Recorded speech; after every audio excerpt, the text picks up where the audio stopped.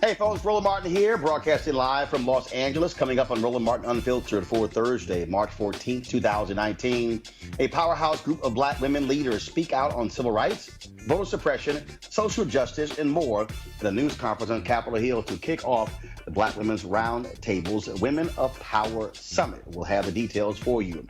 Former Texas Congressman Beto O'Rourke enters a race for president after weeks of media hype.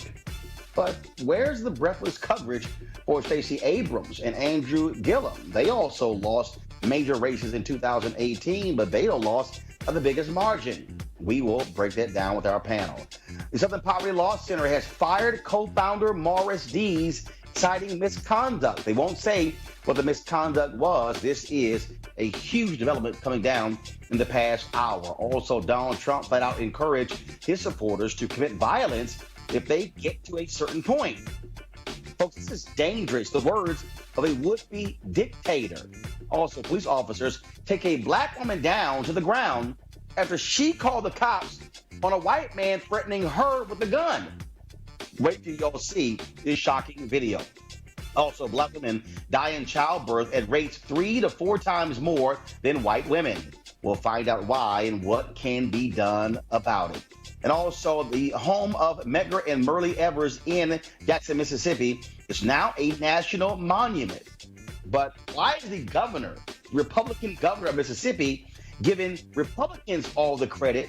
Oh, I call BS on that. We'll also show you a video tour that I shot at the house when I was there in November. It is time to bring the funk on Roland Martin Unfiltered. Let's go.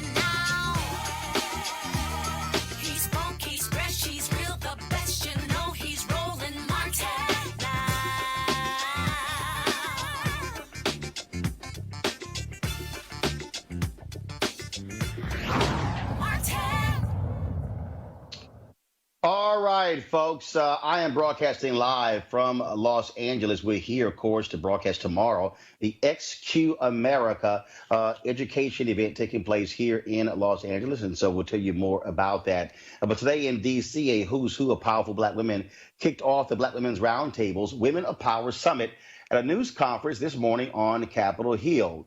Our cameras were there. We live streamed the event. Here is some of what took place. We're determined to make sure that we save our democracy from peril. We're getting ready for 2020, and we're also getting ready for 2019 because there's elections every year, last I checked. We have communicated clearly to this country that every issue is a woman's issue, and that when it comes time to show up, to demonstrate where we stand on the issues, we will be there, we will pull that lever, but even before pulling that lever, we will take our feet and put them on the concrete and walk and march and holler and talk on the phone and talk through social media to let everyone know that this is the time of accountability. And this accountability is to us. As a woman standing here, I want you all to just reflect on a moment that we just saw where a black woman was used as a prop. We are not a prop. We are the fiber of this country. When you start talking about issues that are important to America, black women rise to the top. Black women march with the white women to say in this country, we should have the right to vote. And that was only 100 years ago. We are fighting to close the wage gap. But when you talk about the wage gap, who has the biggest gap? Black women. When you talk about paid family leave, when you talk about common sense gun control, how many mothers and children have cried because we refuse to stand up and address that crisis?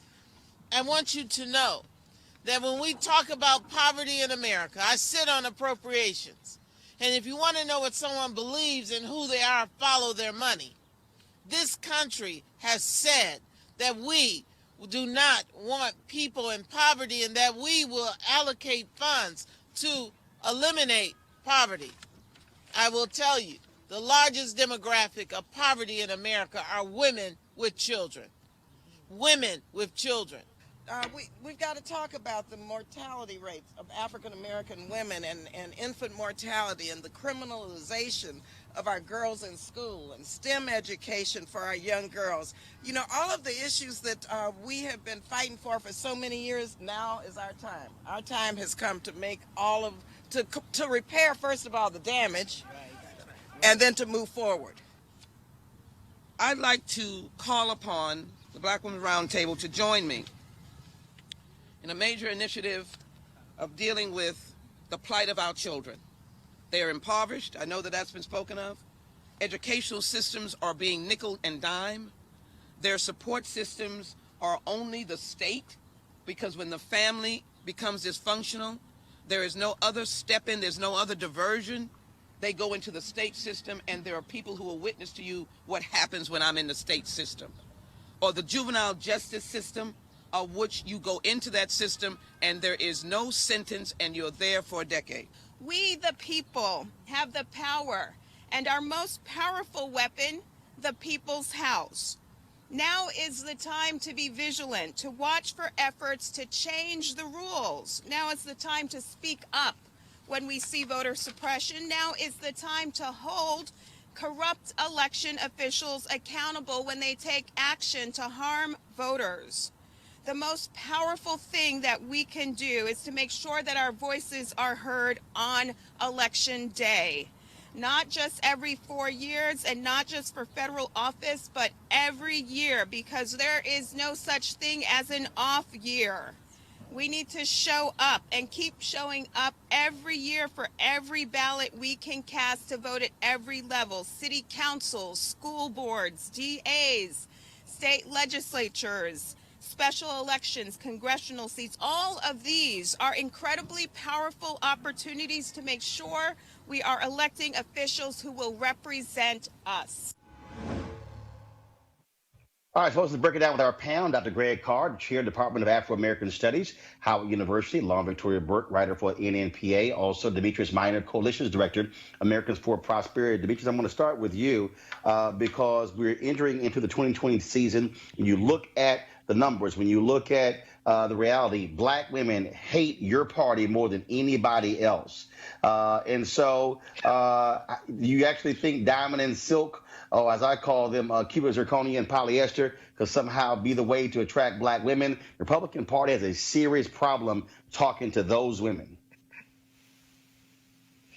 Well, first of all, Roland, thank you for allowing me to come on your show. When I think of conservatism and when I think about policy and legislative policy, I can assure you that diamond and silk do not come to mind. My stance is simple as this. You go to the community and you talk about the issues, and then you trust a voter to make an informed decision for themselves. Here in the state of Florida, where I reside, in our previous governor's race, a large portion of Black women voted for Governor Ron DeSantis. Why? Because school choice and education was very important to them. So this narrative that some people may have that Black women, or Black men for that matter, will vote a particular way, I think that's a very foolish position. You go out there, you talk about the issues, and then you'll find that more people are aligned with you than you may think.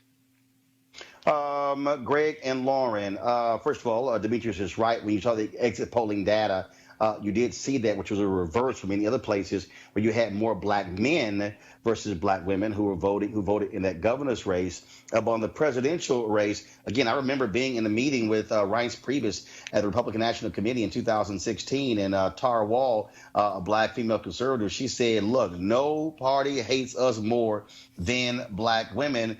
Democrats also have an issue because after 2016, they saw a 10-point drop in terms of Black women supporting the Democratic Party. And so Black women are going to be a huge voting bloc that folks will be trying to go after in the 2020 campaign.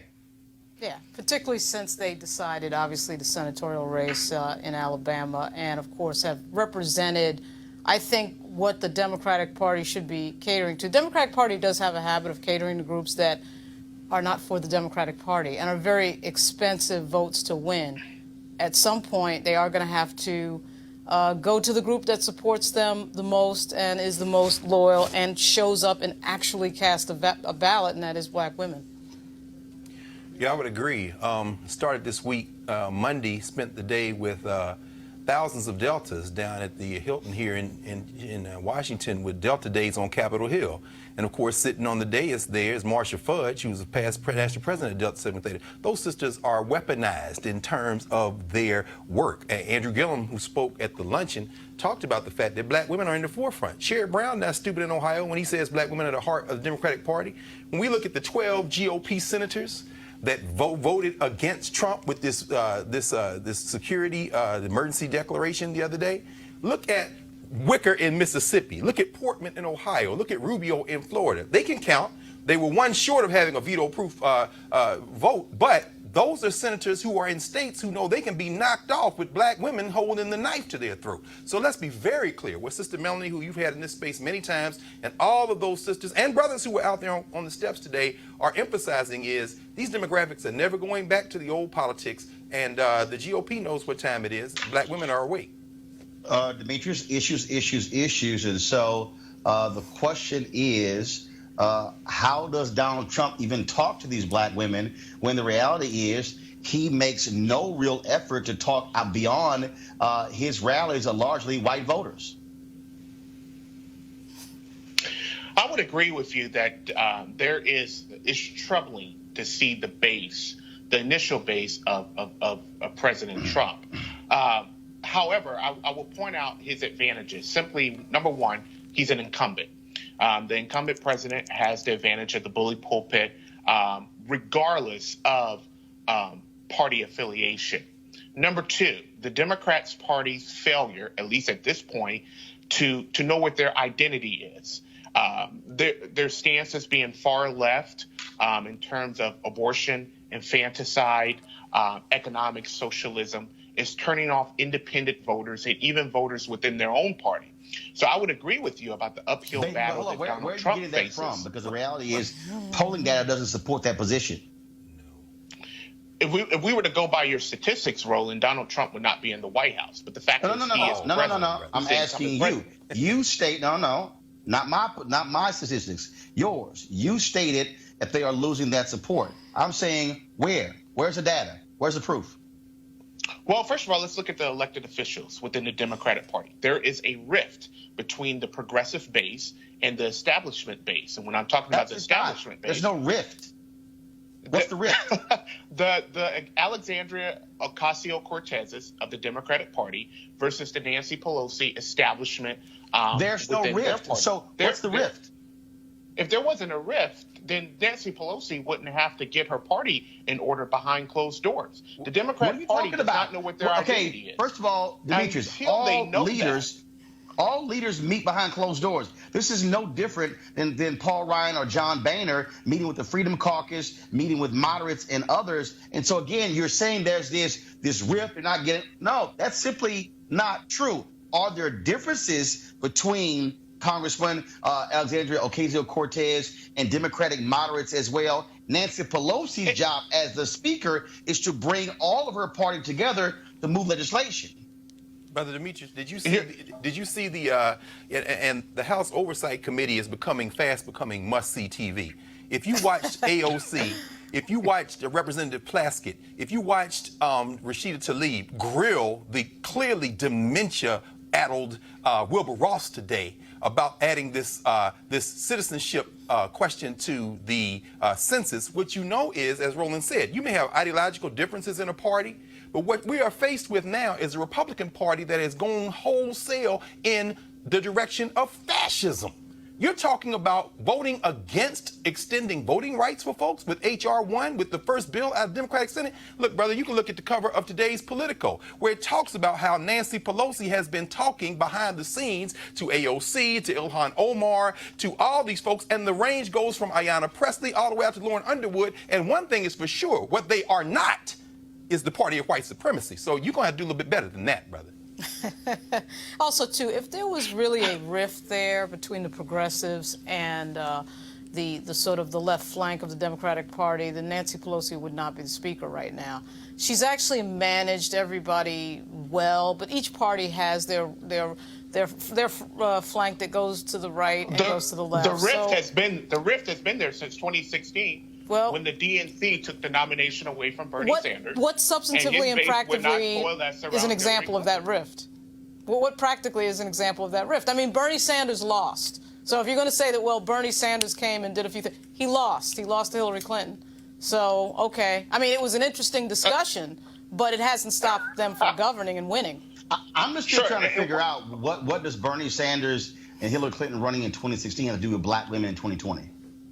I'm talking about their base. I'm talking about the demographics that they need if they think they're going to defeat Donald Trump, which is right now an uphill battle. I see. Donald Trump lost the popular vote. Again, Dimitri, it's not 3 million people. Battle. Right.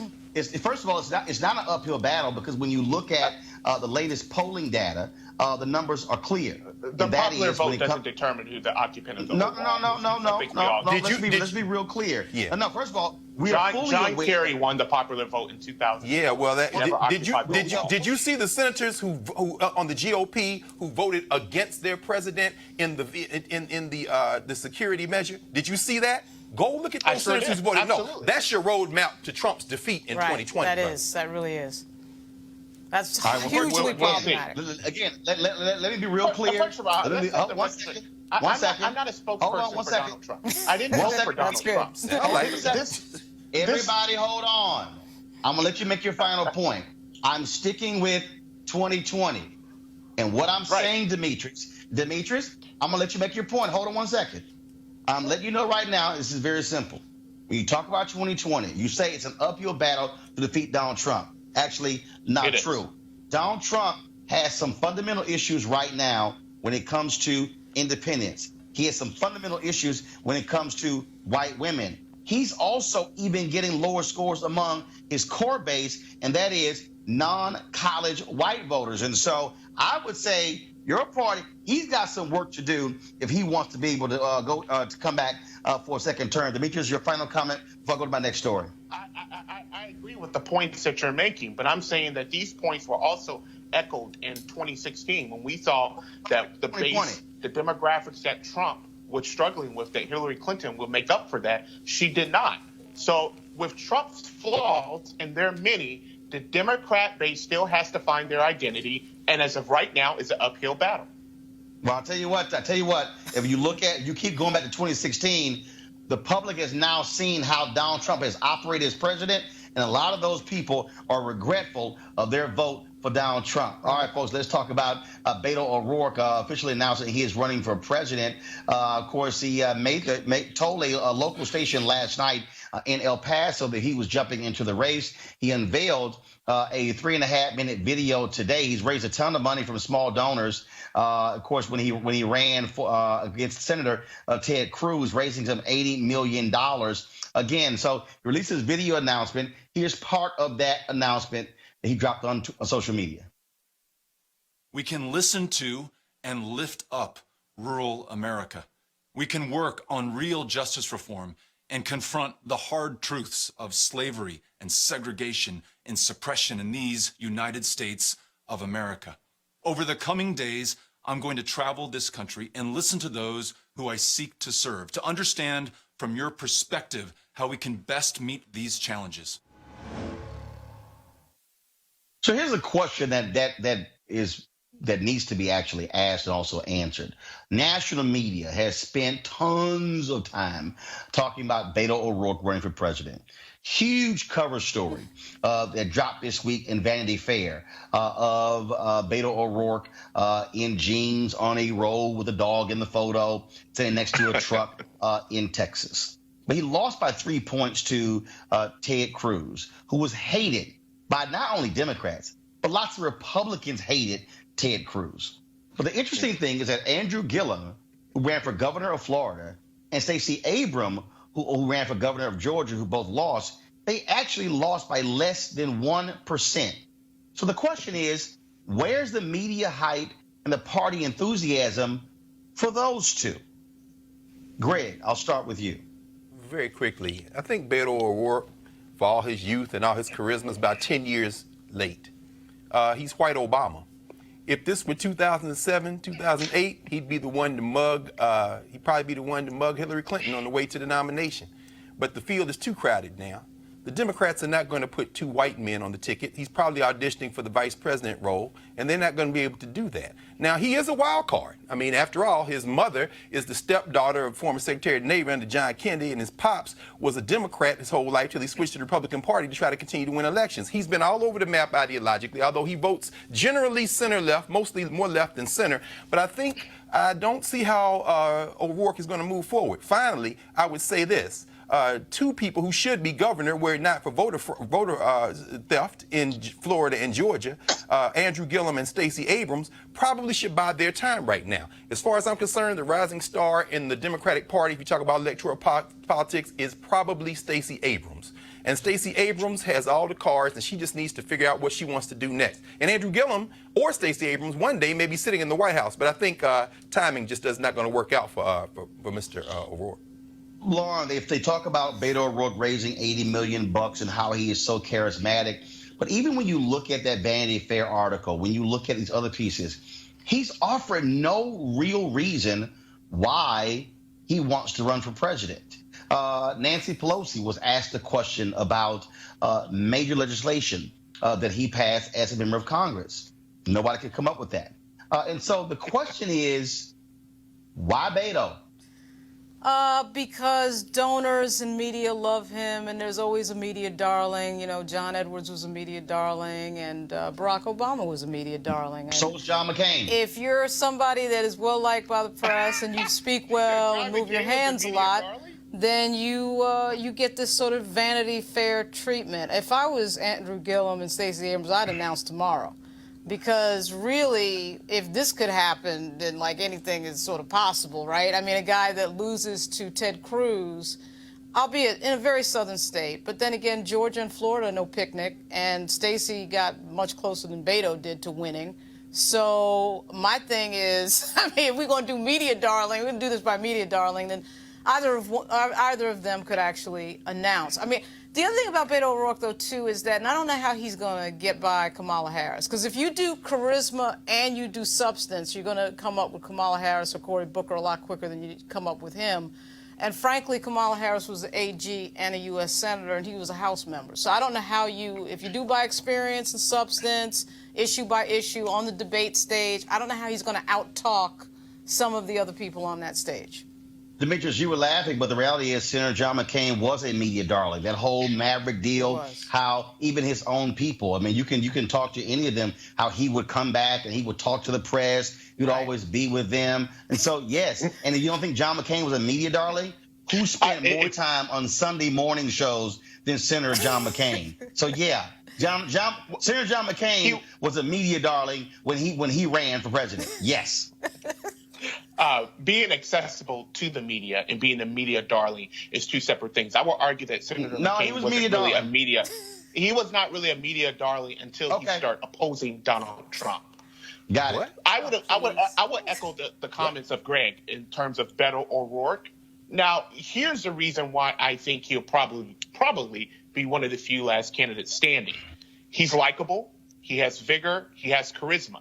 Now, he does lack the policy chops. He does, as you had aforementioned, he does lack legislative victories. But I'm not quite sure, given previous election cycles, if that's really going to matter. The one person that I think is probably a little miffed at him is Senator Bernie Sanders, because I think that Sanders' base and O'Rourke's appeal are going to be to the same demographic. And I think people within that demographic would venture to the younger O'Rourke. But I think it's going to be an uphill battle for him. I think he's auditioning for VP. Greg, here's one of the things that jumps out, and this is very simple, okay? Prior to running against Ted Cruz, I had no idea who the hell Beto O'Rourke was. I'm a native Texan, okay? I mean, native Texan, born and raised. There were any number of members of the Texas delegation If you talk about Bill Flores, who's a Republican, if you talk about that crazy nut Louis Gohmert, if you talk about any number of people, I'm being dead serious. Prior to running against Ted Cruz, I had never seen or heard about Beto O'Rourke. I can't recall a single congressional hearing. I can't recall a single news conference. I can't recall a single television appearance. And so I get people are hyped about him coming close to beating Ted Cruz in 2018. But I keep telling people, running for United States Senator is totally different than when you're running for President of the United States. Sure, and we know the Democratic Party has as much of a gangster mentality as any other large political enterprise. They're not going to let Beto O'Rourke win. He would have to win outright to get that nomination. But of course, he came to prominence in that 1,800 mile road trip he took and streamed live on Facebook with Will Hurd, who was arguably black Republican, of course, from Texas, better known than him. Beto O'Rourke, and I know you're going to cover this story a little bit later about the college admission stuff. Beto O'Rourke is a great example of whiteness. He is a guy who kicked around, went to Columbia, and graduated with a degree in English, came back home, worked in the family business, and then started his own business in technology, kicked around, worked on some political campaigns, beat a Latino in 80% Hispanic district out there in West Texas in El Paso, and then decided to go and leave his congressional seat after several terms and say, I'm going to run for Senate. Look, man, it don't get no more real in terms of white privilege, white male privilege than Beto O'Rourke. And what we have to face is the fact that the American electorate is very rarely, if ever, focusing on policy. And the reason, Roland, you hadn't heard of him is because he hadn't done anything. He hasn't done anything. He hasn't done anything in the House. Obviously, he served all of his time in the House in the minority, but you had that criticism a little bit of Barack Obama in terms of substance. Barack Obama, Senator, had actually done a few things and stood up on a few issues like immigration.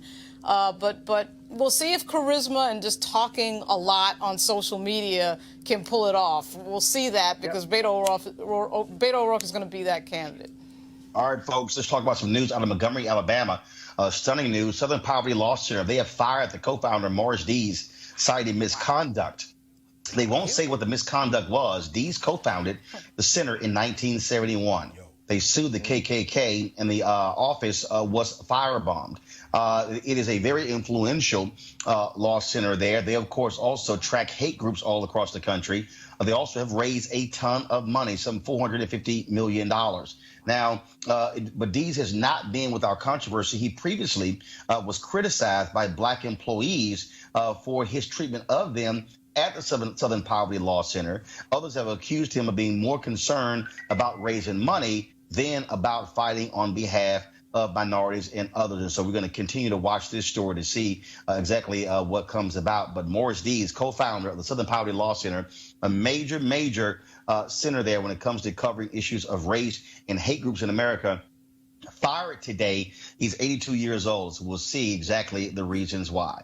Let's talk about, of course, Donald Trump. And folks, check this out. He gave an interview to Breitbart News that caught our attention. This is what he said, quote, I have the support of the police, support of the military, the support of the bikers for Trump. I have the tough people, but they don't play it tough until they go to a certain point, and then it will be very bad, very bad. Okay, this is the president of the United States, the guy who has said in rallies that he would pay for folks, of course, who would beat up other people, essentially saying that if it's time for a fight, the police and the military, they're going to be on my side. Demetrius, what the hell was that? Listen, Roland, if you think I came on your show to speak in defense of Trump, no, you might have Demetrius, I'm not asking you to defend. I'm asking you, what the hell was that? I don't know. It's typical Trump lingo, Trump speak that's been going on since he descended down those elevators in June 2015.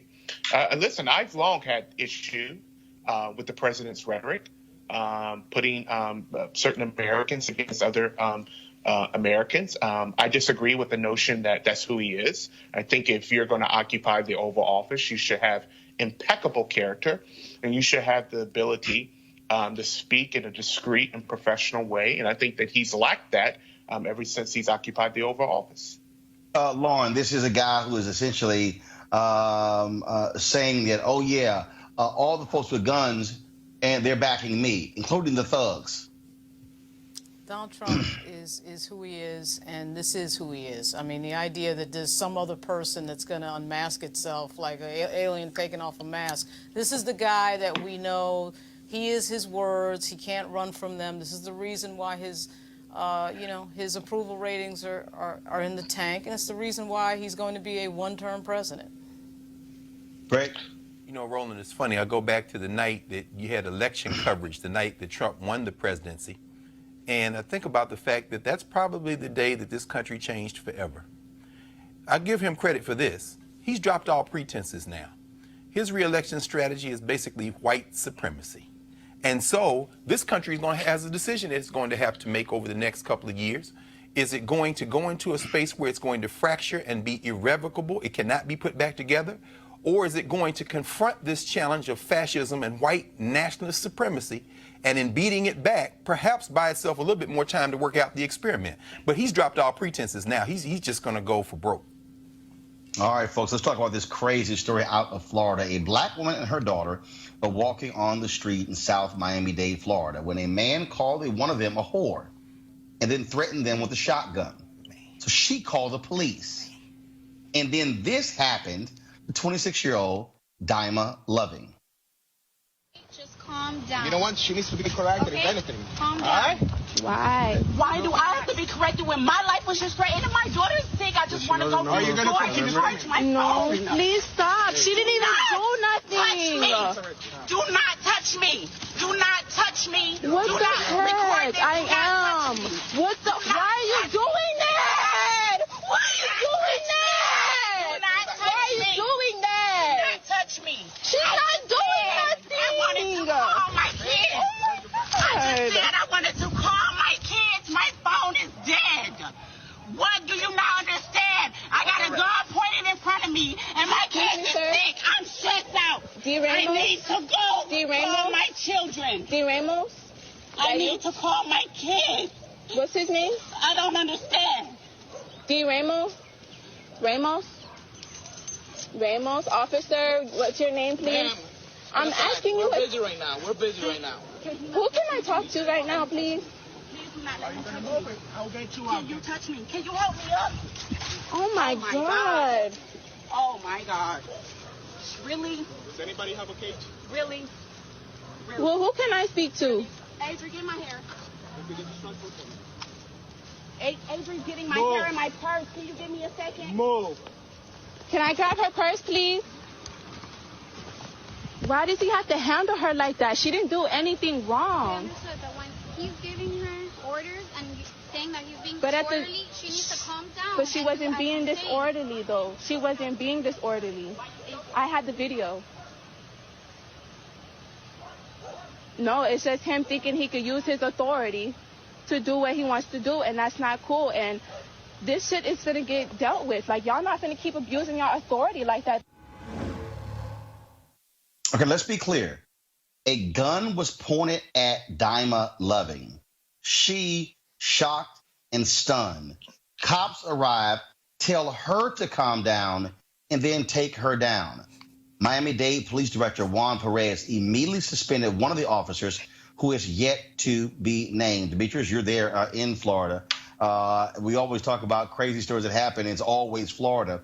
But this is an example that black people have to deal with. Here is a black woman who calls the cops for help, and then she's the one who's handcuffed and put into a squad car.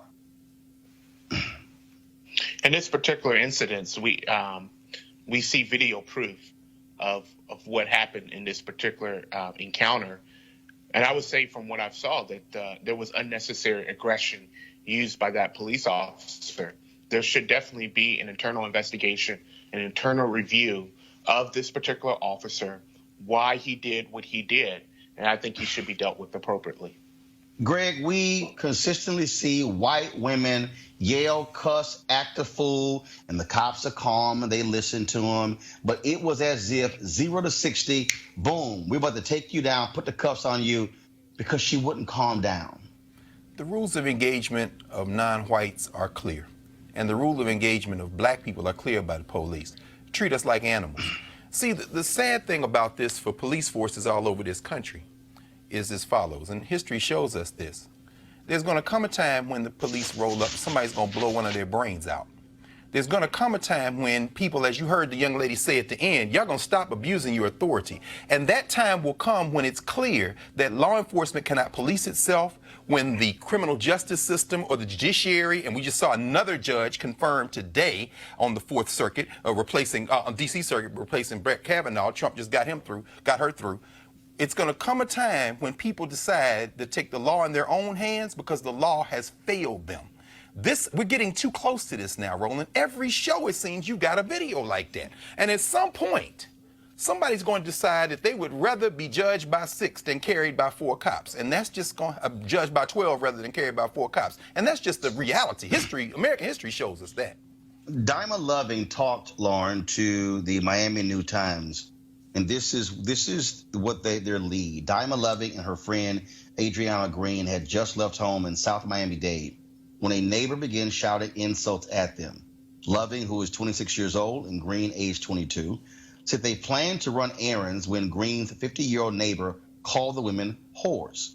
Loving and Green say they ignored the insult at first, but then, when the abuse continued, Green threw a plant into the yard of the neighbor, identified in police reports as Frank Tum.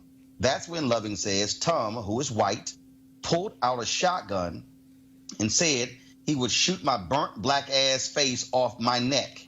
They feared for their lives, called 911, and went to a safe place. 5 cops showed up, and then Officer Alejandro Geraldo pulled up. Quote, he started interrogating us like we were the suspects. I asked if he could escort us back to my friend's house so I could put my phone on a charger and call my children. I had just had my life threatened and was terrified.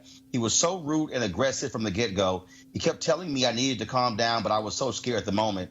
She then says that you can hear him saying the woman needs to be Baker acted. Baker acted. Apparently, that is a mental hospital there in Florida, Lauren. Well, I mean, let's see what happens next. My prediction would be that all the cops involved in this will be suspended with pay and will be cited in some way, probably not something harsh, but, you know, it's so ridiculous and outrageous. This is a particularly ridiculous example because they, of course, are not the suspects. Let me interrupt you, Lauren. Yes?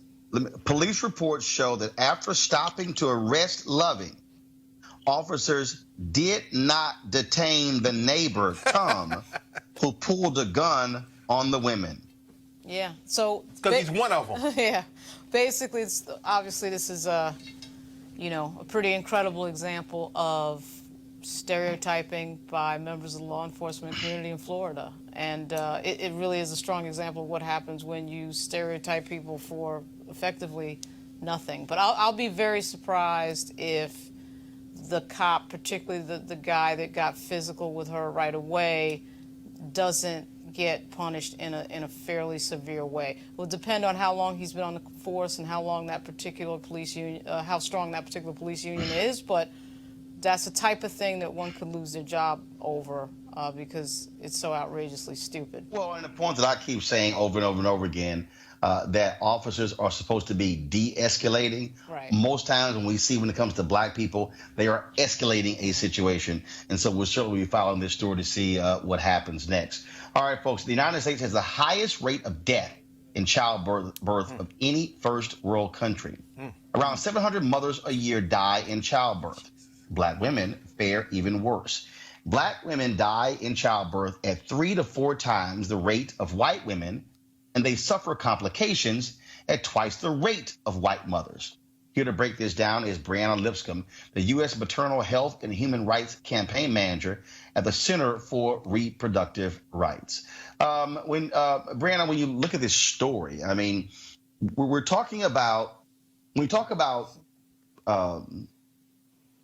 gaps, we talk about inequality, when we talk about what is happening, whether it's wealth, whether it's education. A few years ago, Jeffrey Canada, the Harlem Children's Zone founder, was with Marion Wright Edelman, the Children's Defense Fund, and they were releasing a report on the state of black children in America. And one of the things that Jeffrey said is that if we want to deal with the inequalities in America, we literally have to go back to the womb. He said that black children in the womb of the mother, when they come out of the womb, they are already behind white children. This confirms that and lays that to be true.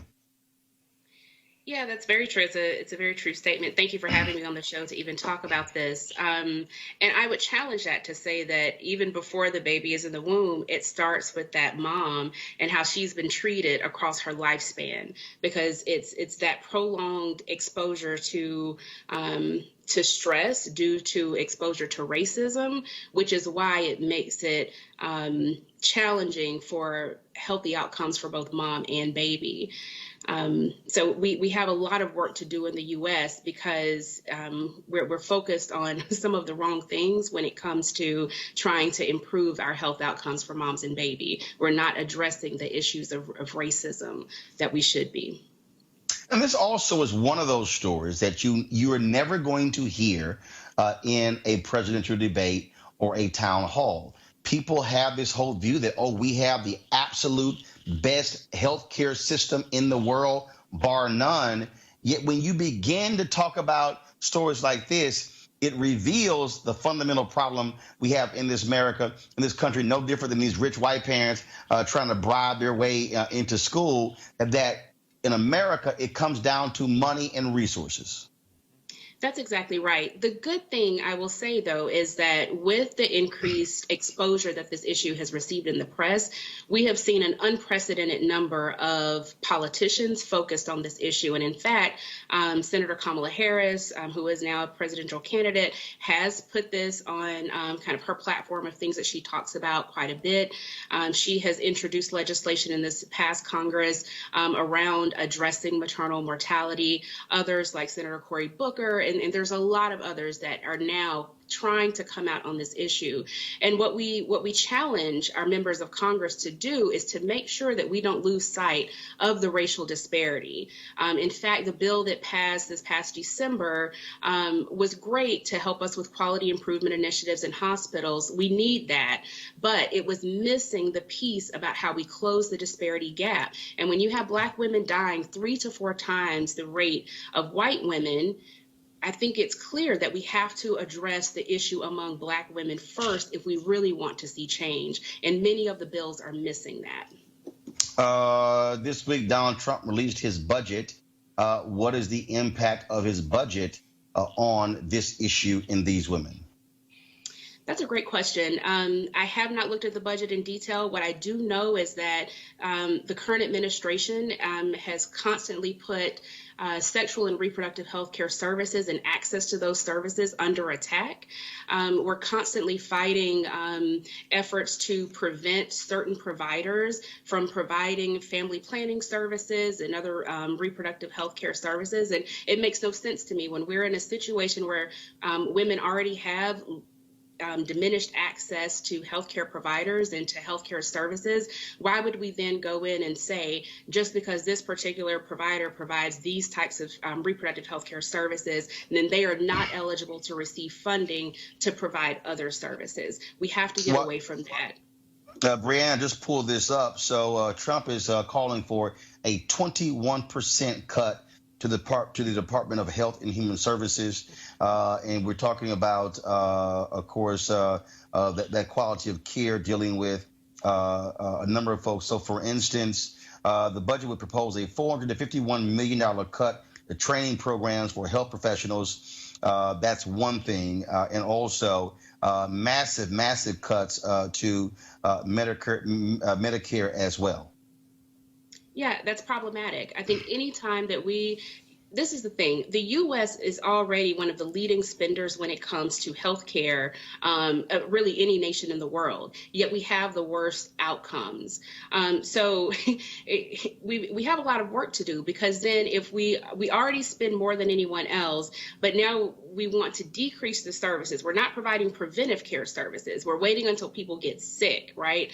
And so I think that instead of cutting healthcare and training that our providers need, what we need to figure out is, what type of services would help our women, specifically Black women, get to where we need so that we can stop dying when we just simply want to have a baby. I think the other thing, since you mentioned the training of providers, is that we have to think about the diversification of our medical workforce. When it comes to physicians and nurses, Black people are severely underrepresented in those fields. And then when it comes to the people that are actually in the education, providing the education to those providers, we're even more underrepresented. So if we don't have Black people training our providers on how to care for Black people, how can we ever expect our medical workforce to provide care that's free of discrimination and bias? That is a major concern we should have. Questions there from Lauren, Greg, and Demetrius. Lauren first. You know what? I don't have any questions because she was good. And I've seen these stats before. It's just amazing situation. Sister Lipscomb, we talk about the gap, and I was reading the USA Today report. 50,000 women who may have survived but still were injured. Let me ask you just a very direct question. How do we close the gap in a country where it's so clear that Black life is not only undervalued, it's not valued at all? I mean, how do we address the cultural issue? That's a great question, and I think it goes back to making sure that we talk to providers head on about the situation. Like I said, a lot of the funding that has come out to address maternal mortality has focused primarily on quality improvement initiatives in hospitals, and we do need that. But until we start talking to providers about why a Black woman comes in and says repeatedly, just like Shalon Irving did, just like Kira Johnson did, just like Serena Williams had to, advocate for herself and say that something is wrong and this is the problem, and for whatever reason their providers don't listen to them, and sadly many of the women are ended up dying or having severe maternal complications. Until we figure out why that is happening and how we can fix that, we are not going to close this gap. And so I think we have to have an honest conversation about race and racism and discrimination and bias, and how that's manifesting in the care that's delivered to women, that's resulting in women not being able to raise or live to raise their own children. Thank you. Demetrius, you have a question? Yes. And talking in terms of Black women, the access that they may have to quality healthcare centers, hospitals, what do you think what steps do you think need to be taken to make sure that we can build more of those and have it in areas where they live, instead of them having to go miles and miles away from their homes to the nearest hospital? That's a great question. I mean, we're seeing unprecedented rural hospital closings. I'm located in the South, so we're seeing a lot of rural hospitals that are closing simply because they just can't financially afford to keep their doors open. And so we do have to figure that out. I know there's been a lot of talks around telemedicine and the role that can play. I think a couple of things. One is we also have to allow women to make choices about where they want to deliver. So historically, we've had traditional midwives that have provided care to all women, not just Black women. Midwives back during slavery and since then have been delivering babies for white women too. Yet somehow we have medicalized childbirth and no longer really give women an option of whether they want to deliver in a hospital or not, and in many areas have criminalized traditional midwifery. And so, one, if we can go back to allowing women to have a choice about how they and where they would like to deliver, I think that can help. The other piece that we can't lose sight of is that although we do see a lot of deaths in rural areas, we are still seeing a lot in urban areas as well, where women do have access to clinics and things like that. So the question is, if I have geographic accessibility to healthcare services, then why am I not going? What are the other structural barriers that exist? And then what is the care and the treatment that I'm receiving if I do go to that clinic? So these are just other barriers that we have to talk about. And we're not going to get those answers unless we center the voices and the lived experiences of Black women. So we have to have Black women at the table when we're making these policy decisions and having these discussions. All right. Roland, can I say one thing? Brandon Liska, we certainly appreciate X amount of time. Brandon, I certainly appreciate it. Thank you so very much for joining us. Thank you. All right, folks, going to a break. We'll be back on Roland Martin Unfiltered in just a moment. Hey, fam, want to check out Roland Martin Unfiltered, the blackest show on all of digital, cable, and broadcast. Check out our audio podcast. There's only one daily digital show out here that keeps it black and keep it real. It's Roland Martin Unfiltered. Press play.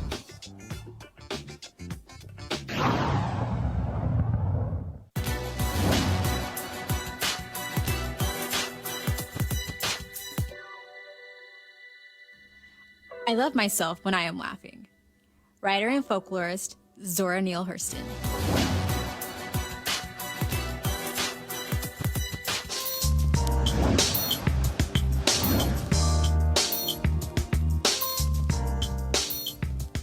All right, folks, our HBCU Giving Day University is Morris College, founded in 1908, located in Sumter, South Carolina. Notable graduates include David Weeks, Laura Hall, Arthenia Bates, Milliken, Leon Wynn, and Margaret Ross Rogers. If you want to support Morris College, go to morris.edu. That's morris.edu. All right, folks, calling all HBCU alumni, students, and leaders. Enter the Ford Motor Company HBCU Mobility Challenge and win $25,000 for your school.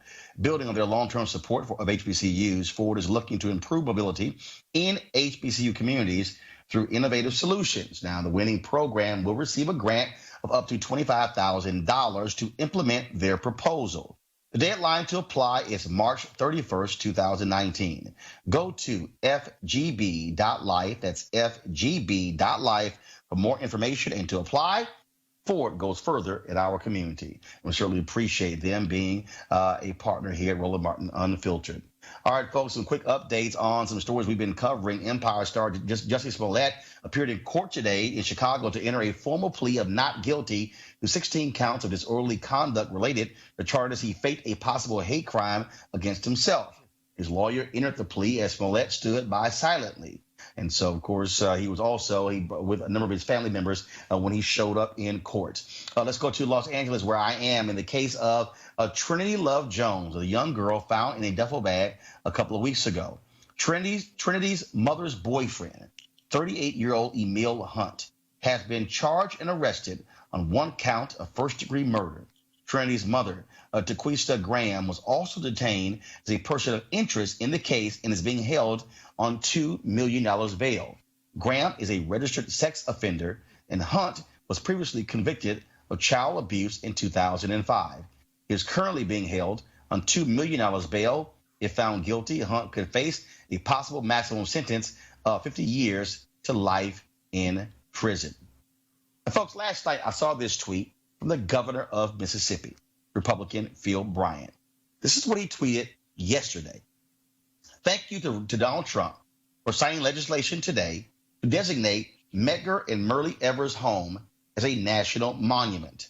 Senator Wicker and Senator Hyde-Smith have worked very hard on this for some time and are to be commended. Okay. Why is this offensive? Some of you might say, hey, what's the big deal? It's a great thing designating the home of Myrlie and Medgar Evers as a national monument. The problem is the three of them didn't have a damn thing to do with this. Congressman Benny Thompson, the only African-American congressman from Mississippi, has spent 16 years fighting to make this a national monument. And then Phil Bryant wants to be such an ass that he congratulates only Republicans? It was not Senator Wicker or Senator Hyde-Smith who led this. In fact, if you check the numbers, the three people who he mentioned, Donald Trump, Wicker, and Hyde-Smith, were not even in office when Congressman Benny Thompson started to work on this initiative. This is a Republican governor trying to somehow completely erase what a black man had been working on for nearly 2 decades. And then Bryant tried to get indignant when he was asked about it by saying, why is Benny Thompson trying to get credit for this? Well, maybe because he was the one who made it happen, Governor Phil Bryant. Demetrius, I want to go to you. Look, what the hell's wrong with your party in Mississippi when here's this black member of Congress who worked his tail off to make this happen, and the governor of Mississippi doesn't even have the decency to credit the man who spent 16 years to make this come to pass? Well, the simple solution is to credit everyone who's involved. Like you said, this was something that's been going on. Did you say for 16 years? I believe that's the number of years. Congressman Benny Thompson introduced this in the Congress 16 years ago. Sure. Wicker wasn't even in the Senate. Hyde Smith wasn't in the Senate. Donald Trump wasn't even president. Sure, absolutely. My question is, well, what took so long? What was the hold up in the process 16 years ago? I'm actually like, why are we waiting 16 years for this to finally come into fruition? I understand that, but I want to deal with that. Phil Bryant got indignant towards Benny Thompson, essentially saying, what is wrong with you demanding credit? Well, I echo your concerns. Credit everyone that's involved, the congressman from Mississippi, the people who signed it into law, and make sure that everyone is accredited the praise that they deserve when it comes to this important occasion. Greg and Lauren, real quick, 'cause I'm going to actually play a video. I was in Mississippi, Jackson, Mississippi in November for the Mike Espy runoff, and I actually went by the house and we shot some video there. But Lauren, Phil Bryant is being a complete ass. Yes, he is.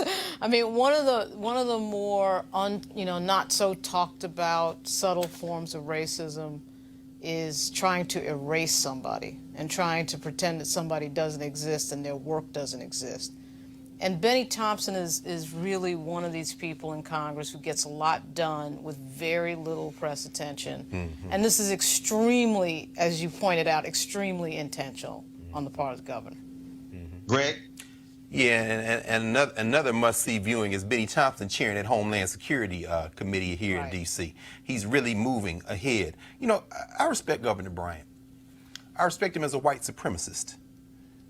His behavior, he's not acting like an ass. He's acting like the Klansman he is. He shares a surname with Carolyn Bryant, who still walks the earth, who's the reason Emmett Till got put in the ground. Let's be very clear about this. Not just Benny Thompson, but if you look at social media, a lot of black elected officials in Mississippi who have been pushing this years. Every time I fly into Medgar Evers Airport in Jackson, Mississippi, we go over to pay our respects over at Medgar and Myrlie Evers' house. Let's be very clear. Phil Bryant's a white supremacist. And you don't compromise with white supremacists. You don't have conversations with them. You break their political back. That state is 40% non-white. It's time to break their backs. Yeah, I agree with that, folks. Again, when I was there in Mississippi in November, I dropped by the home where Myrlie and Medgar Evers lived, and here is a tour of that home.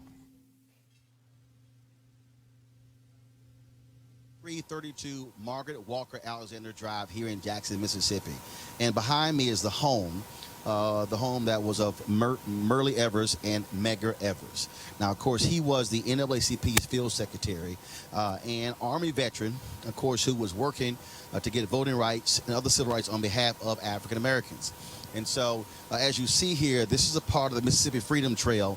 And so you see the sign here that exists that lays out in terms of the home here. And, of course, he was assassinated June 12, 1963.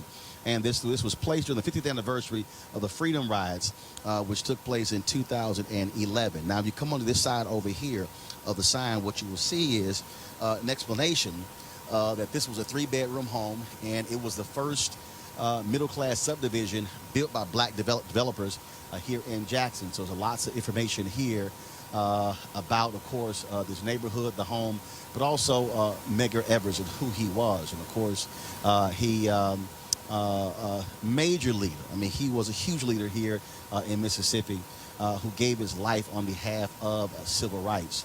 And so what took place, folks, we're going to walk this way. So what took place on the night President John F. Kennedy was giving a speech about the importance of a civil rights bill, what happened was Medgar Evers was coming home. His family was inside watching the speech.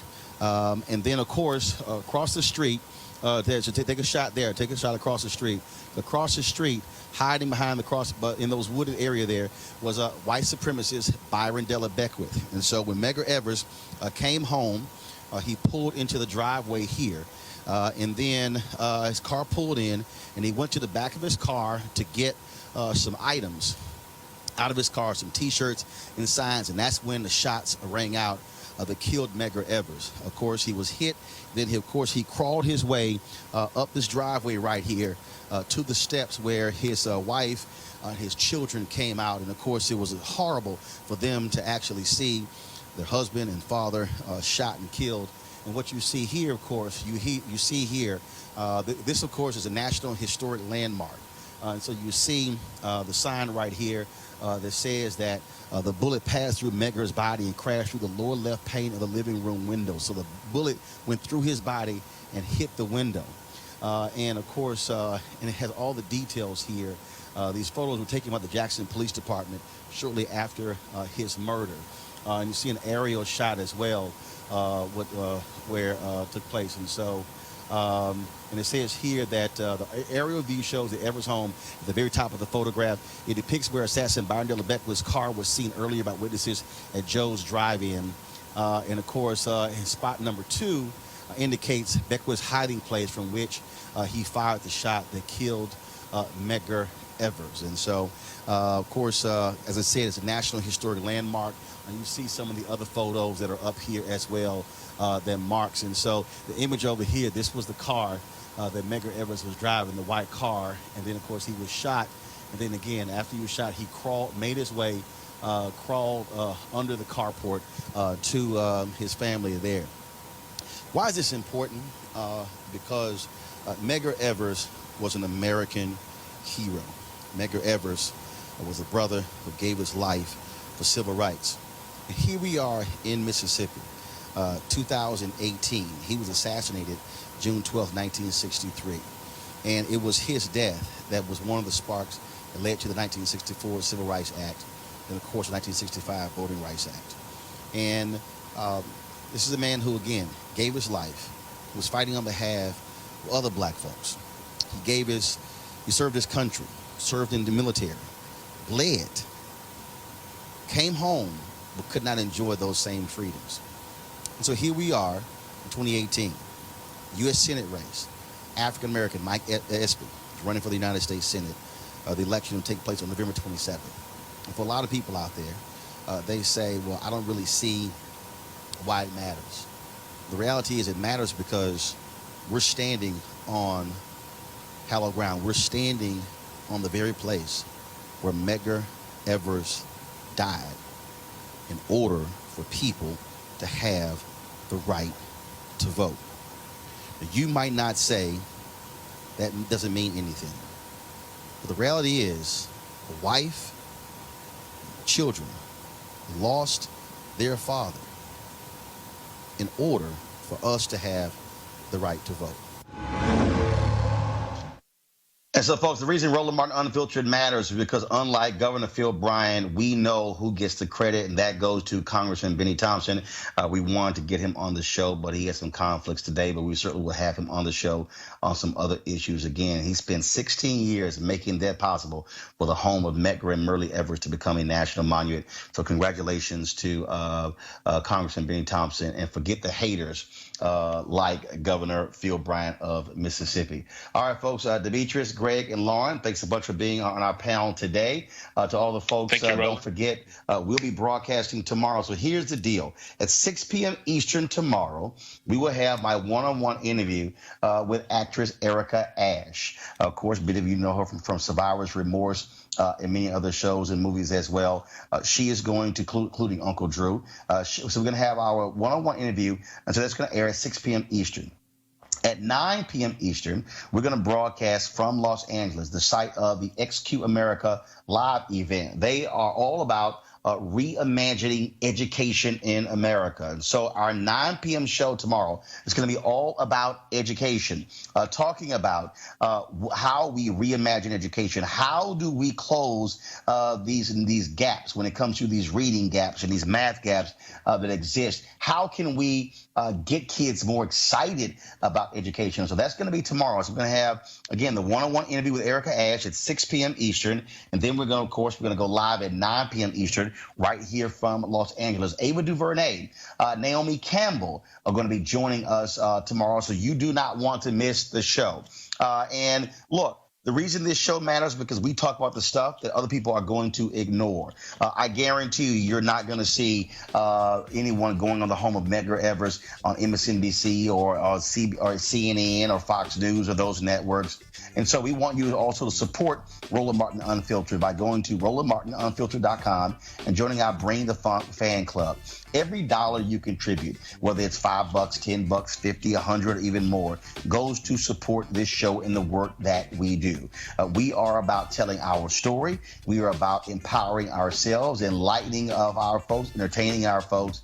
But again, giving you information you're not going to get anywhere else. And so that's why it's important for you to join our fan club. Of course, we run every Friday all the names of our fan club members, and beginning next week, we're going to have some products. And so our fan club members are going to get a percentage off of products that we're going to have on our website. I'll tell you more about that next week. And so if you are looking for discounts to any number of things, and I'm going to share with you next week what they are, you can only get that if you are part of the Bring the Funk fan club. So go to RolandMartinUnfiltered.com to become a part of the Bring the Funk fan club. We've got some great things lined up for you this weekend. We told you today about the Black Women's Roundtable. We live streamed their news conference today, but we're going to be live streaming from that conference on Saturday, Sunday, and Monday. And so we got, and that's why this show matters, because we are about covering our people and controlling our narrative. All right, folks, from Los Angeles, I hope you have a great, great evening. I'll see you guys tomorrow. Holla!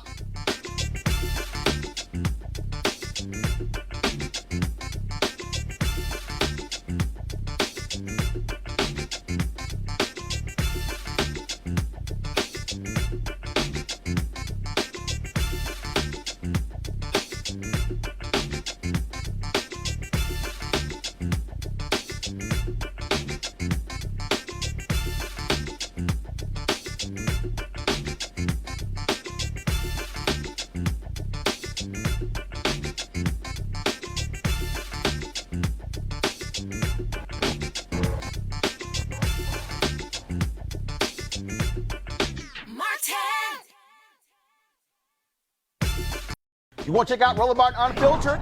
YouTube.com/Roland S. Martin. And subscribe to our YouTube channel. There's only one daily digital show out here that keeps it black and keep it real. It's Roland Martin Unfiltered. See that name right there?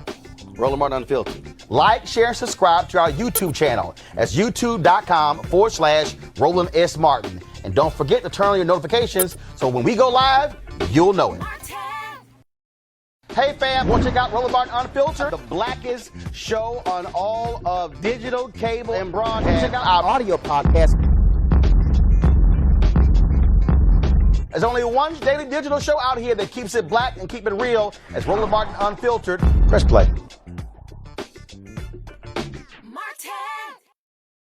You want to support Roland Martin Unfiltered? Be sure to join our Bring the Funk fan club. Every dollar that you give to us supports our daily digital show. There's only one daily digital show out here that keeps it black and keep it real as Roland Martin Unfiltered. Support the Roland Martin Unfiltered Daily Digital Show by going to RolandMartinUnfiltered.com. Our goal is to get 20,000 of our fans contributing $50 each for the whole year. You can make this possible. RolandMartinUnfiltered.com.